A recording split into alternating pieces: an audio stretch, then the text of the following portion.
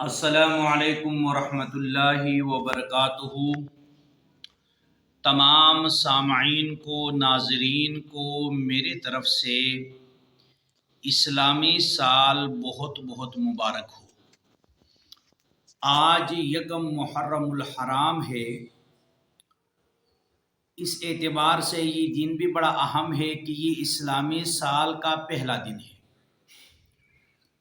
اور اس اعتبار سے بھی یہ دن بڑا اہم ہے کہ اس دین کے اندر خلیفہ ثانی 22 لاکھ مربع میل کا حکمران اور وہ ہستی جس کے بارے میں سرکار دو عالم صلی اللہ علیہ وسلم نے ارشاد فرمایا تھا کہ لو کان بعدی نبی لکان عمر، اگر میرے بعد کوئی نبی ہوتا تو عمر اس منصب کا حقدار تھا کہ عمر نبی بن جاتا، لیکن فرمایا کہ انا خاتم النبیین لا نبی بعدی، میں نبیوں کی سلسلہ کو ختم کرنے والا ہوں، میرے بعد کوئی نبی نہیں۔ تو اس دن یکم محرم کو حضرت عمر فاروق کی شہادت باسعادت کا دن بھی ہے۔ اب اس یکم محرم کا مجرب عمل کون سا ایسا عمل جو اس دین کو کرنا چاہیے؟ تو یاد رکھے حضرت مولانا محمد شفیع نور اللہ مرقدہ، جو مفتی تقی عثمانی صاحب کا والد محترم ہے، وہ بہت بڑا عالم دین ہے۔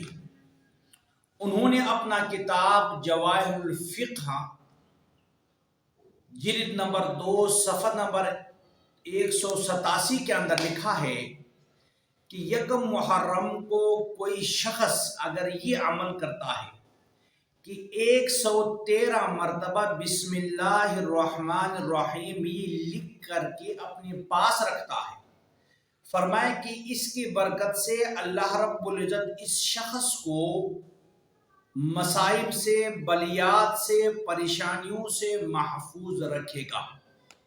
یعنی جو شخص یکم محرم کو 113 مرتبہ بسم اللہ الرحمن الرحیم لکھ کر اپنے پاس رکھتا ہے، اللہ اس کی برکت سے اس کو مشکلات سے، مصائب سے، بیماریوں سے محفوظ کر دے گا۔ لیکن یہ بات سننے والی ہے کہ یہ عمل سنت کوئی نہیں، مستحب کوئی نہیں، بلکہ صرف جائز ہے۔ بلکہ کیا ہے بھائی؟ صرف جائز ہے۔ لہذا کوئی بھی عمل، یاد رکھے، کوئی بھی عمل اپنے مقام کے اندر رکھ کر کے اس کو کرو گے تو وہ باعث ثواب ہوتا ہے۔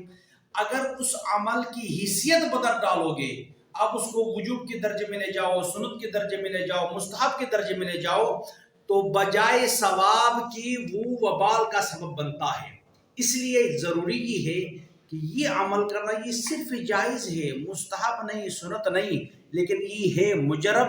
ایسا کرنے سے اللہ رب العزت انسان کو اس بسم اللہ الرحمن الرحیم کی برکت سے مصیبتوں سے، حوادثوں سے، بیماریوں سے محفوظ کرتا ہے۔ اللہ رب العزت سے دعا ہے کہ ہم سب کو اکابرین کی نقش قدم پر چلنے کی توفیق عطا فرمائے۔ جن دوستوں نے میرے چینل کو ابھی تک سبسکرائب نہیں کیا ہے، ان سے گزارش ہے کہ چینل کو سبسکرائب بھی کریں۔ اللہ آپ سب کو جزائے خیر عطا فرمائے۔